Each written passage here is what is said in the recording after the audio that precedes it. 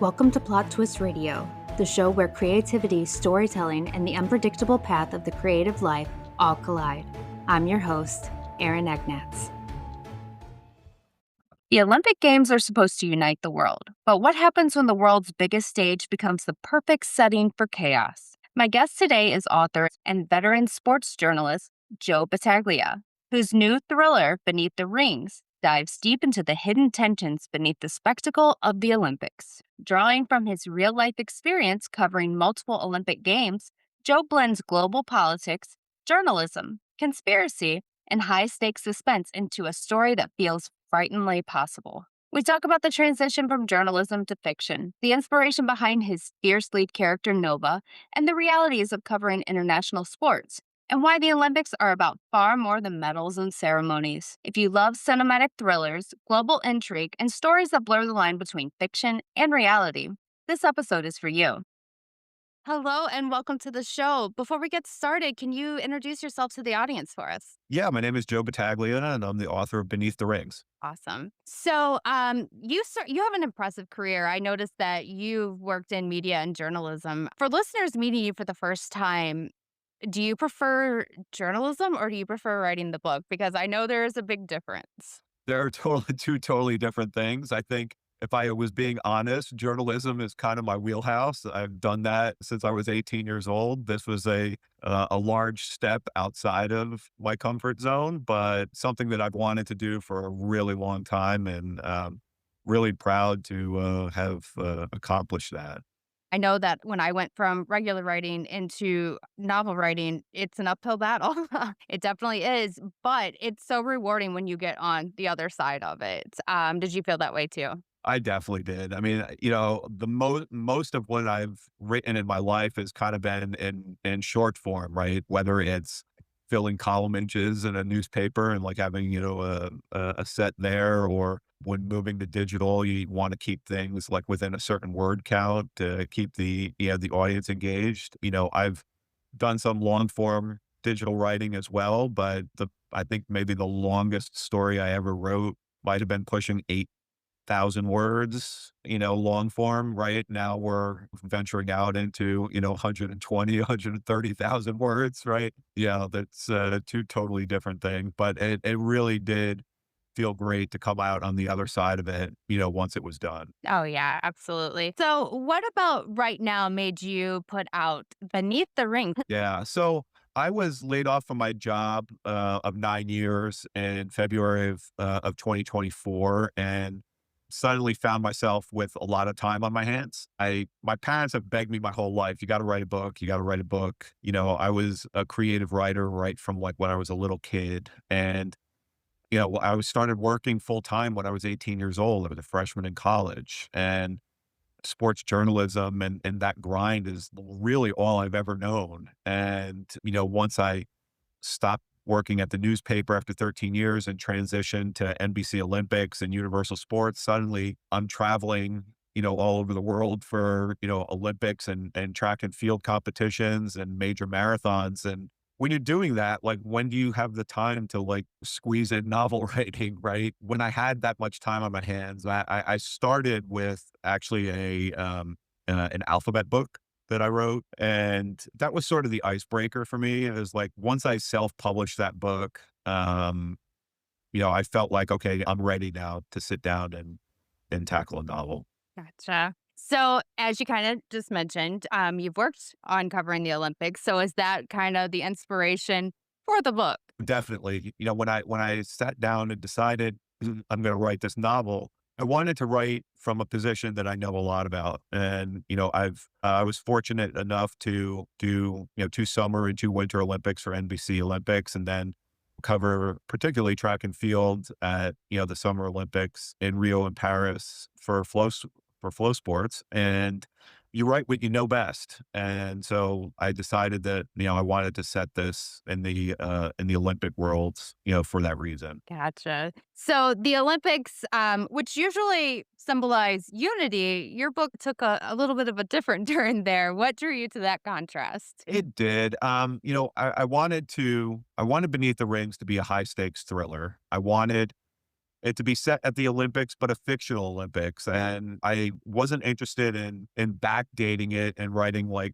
a historical fiction piece. And, I wanted to future date it. So I put it not so far into the future where an Olympics might be unrecognizable, a cell phone might be unrecognizable. So I set it in Doha, and I chose Doha for a particular reason. They're very active in hosting international sporting events. They've hosted track and field championships. They've hosted the World Cup. They've hosted, a bunch of international swimming and gymnastic events, Asian games. So, I mean, it's not inconceivable that they could host the Olympics one day. So I chose them for the setting. And, I kind of wanted it to be a sort of no holds barred capture of the Olympics that showed would hopefully the readers will come away with like a deeper appreciation for the Olympics, but can see, the unfiltered soul of the Olympics. You got the magic of this human achievement, right?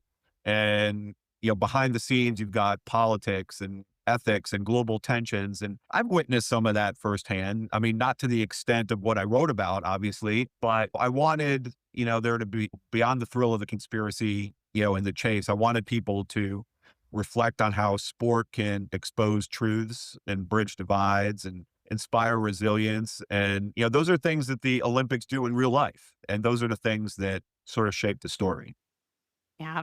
So your lead character, can you tell us a little bit about Nova without, giving away too many spoilers, I guess? Yeah, Nova it was interesting. I kind of shaped her after a bunch of different people. I wanted her to be from New Jersey, and so I'm from New Jersey, so I kind of went there. I've got a really good friend. His name is Alan Abrahamson. He was our columnist at NBC Olympics, and he has his own independent Olympic sports website called Three Wire Sports, and I kind of modeled Nova a little bit after him, kind of drawing inspiration there. But then when you look at and you read the story and you see, the grit and the personal loss and some of the things that, Nova experienced, I drew a little bit from Lara Logan. I drew historically from figures like Nellie Bly, Ida Tarbell, and then some other like pioneering women's sports journalists, Helene Elliott from the LA Times, Leslie Visser. They were all inspirations for different parts of Nova's character. Yeah. That's really cool that it's a whole bunch of, a hodgepodge of people. I guess it makes it easier to say, hey, this is my own character. Yeah, and I- I wanted a female protagonist. I uh, feel like, that was important to me. I felt like if I just modeled my protagonist strictly, on Alan, like everybody would say, well, that's Alan, right? I didn't want to do that. And I did want to go a little bit different there in choosing a female. I feel like particularly in Olympic sports, there aren't a ton of really well-known independent female Olympic journalists. And yeah, I just kind of wanted to go there. That makes sense. So, how did you balance the global scale of the story with the personal, emotional stake of it? That was difficult.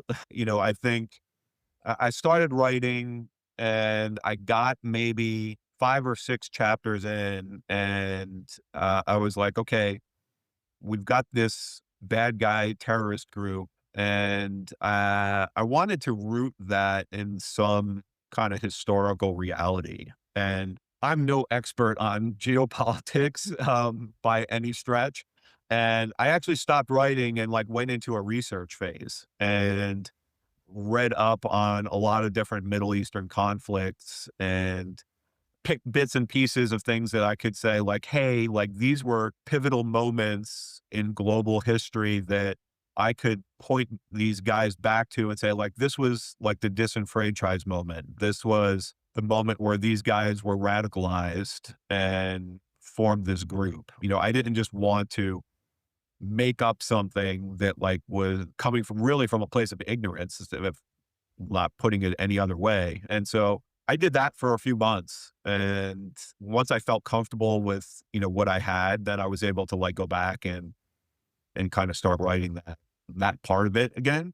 the international sports part of it was really easy. I mean, I that part of it I got, but the geopolitics part took some time. I can imagine, it's such a complex system and it seems to be something new every day as far as that goes. So you probably had a lot to pull from there. Yeah, and who would know that like there's even more now to pull from looking at what's happening in the Middle East today. So that's like you said, it's constantly changing. But it was important to me to actually like root that back into something sort of factual. Absolutely. So your book, it sounds cinematic. It's one of those things that you would expect to see on the big screen. When you were writing it, did you kind of see in your head a film as you were going, or was it just, novel? Here we are. It started as novel, here we are, but I think after I finished it and we went through the edit process and I read through it again, that's when it started to click. Yeah, maybe like this is, suitable for a screenplay adaptation. That's something I'm working on actually. Really? Now I feel like I mean, finishing the novel, was amazing. Be the opportunity and the outside chance of seeing it either on a big screen or a limited series or, whatever, with the streaming medium. I mean, that would be a dream. That's not what I set out for when I started writing, but that would be amazing. I think it would be very popular too because as we were talking about, it is relevant to today. It's something that could absolutely happen, and I think it would be very powerful for everyone, especially like Netflix. They're really big on the high action type streaming, so I think that would be a perfect one for there. As I was reading through it, I was like, yeah, this sounds like some kind of miniseries or movie. So, Yeah. what do you hope readers feel when they finish the book? Besides breathless. What do I want the readers to come away with? I want them to certainly feel the ride that Nova goes on. I think she experiences a lot, both from, a journalistic standpoint, an ethical standpoint, and then, and physically she goes through hell and back. I certainly want people to, come away with that. I do want people to, like I said earlier, come away with a deeper appreciation for, the unfiltered soul of the Olympics. I think that's really important to me. When I sat down and wrote this, I thought about the power of sport and sport communities and how there's a shared humanity there. And, I want you see what, the Israeli and the Lebanese athletes go through as an example in the book, right? There's some divides that are bridged there through, their moments of connection. So that was important to me. And then at the world level, I wanted the book to provoke some critical reflection on the Olympic movement. It's fragile. They're between the IOC ethics and geopolitical tensions. And like we said, right now, there's an ever-present shadow of terror right now in our world, particularly in that region. And, the Olympics have a glittering facade, but there's some real costs too. I wanted, to show that that the Olympics can reflect all of that. And, at the same time, strengthen demands for accountability. If the games are truly what they're, say they are, and that's a modem to advance peace and progress. Very good. Very good. So, what's up next for you? You were talking about doing the screenwriting. Do you have any more books planned? I've been thinking about that. I left this book sort of open-ended that it could go to a sequel. I haven't decided if that's something that I want to do or if I would just want to pursue a totally different topic, but there's another book in my future. I can feel it. I just haven't settled on what I want to write about yet. Oh yeah, every author I've talked to, it's always there's more coming. I don't know what it's going to be, but now that I've started, I can't stop. I'm the same way. Once I started, I thought it was going to be a one and done, and now I'm like 5 into it. Yeah, I didn't.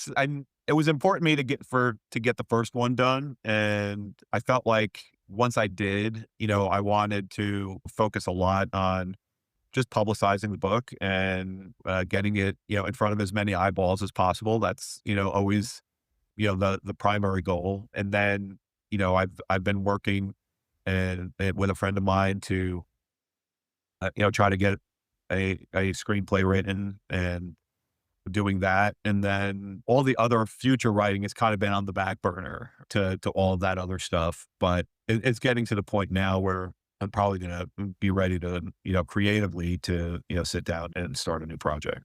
Absolutely. So, where can the listeners find you? They can find me. My website is booksbybattaglia.com. There's all the information on how to purchase the book. It's available on Amazon. It's available on Apple Books and Barnes and Noble and everywhere digitally that you can find your books. There's a lot of bonus content on the website where you can get some more information and backstory on the primary characters, including Nova and all the bad guys, all the main characters in the book have some backstory there. My socials on X, Joe Battaglia 75, same as on Instagram, Joe-Battaglia1 on Facebook. Yeah, you can find all my stuff there. Awesome. I'll make sure that that is in the show notes. Thank you so much for joining me. Thanks, Erin. I appreciate the conversation. Big thanks to Joe for joining me today on Plot Twist Radio. Beneath the Rings is one of those stories that sticks with you because underneath the action and suspense is something very real. The idea that sports can unite people, expose divisions, and reflect the world back at us in ways we don't always expect. You can find Joe's book online now through Amazon, Barnes & Noble, Apple Books, and learn more at his official website, booksbybattaglia.com. I'll have all of his links down in the show notes so you can check everything out for yourself. And if you enjoyed this episode, make sure you subscribe, leave a review, and share the story with someone who loves thrillers, sports stories, or behind-the-scenes conversations with creators. Until next time, keep chasing the story behind the story.